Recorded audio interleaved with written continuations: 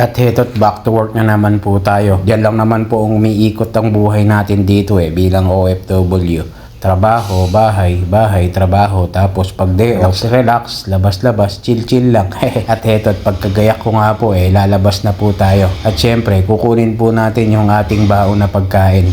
Dahil nga hindi naman po kami premium. Kaya po nagising nga po tayo ng maga para magluto nga po ng pagkain na ating dadalhin. At pagkakuha ko nga po ng aking baunan na pagkain, ito lalabas na po tayo. Ito nga pala yung mga prutas sa harapan namin. Yung papaya, granada, kasoy at saka po yung guyabano na kinukuhanan ko po na yon. Ako lang naman po ang nakuha dun Wala namang iba. Nasisira lang po kasi hindi nila pinapansin. Kaya ako na lang po ang nakuha. At habang ako po yung naglalakad papasok dun sa tatambayan ko, may nakasabay akong foreigner naglalakad din. Hello. Did you take enough? Yeah.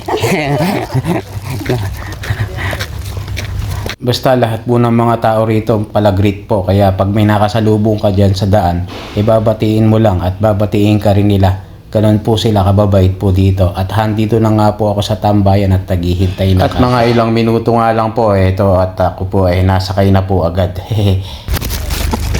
It's okay. Thank you so much. Thank you so What my much. name is?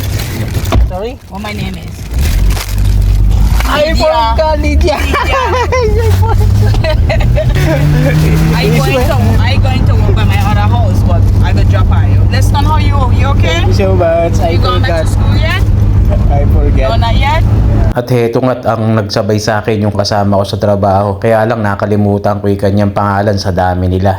Sorry ka ako. Tawa nga ng tawa. Kaya pasensya na ka ako. Sorry ka ako sa aking kasamahan sa trabaho.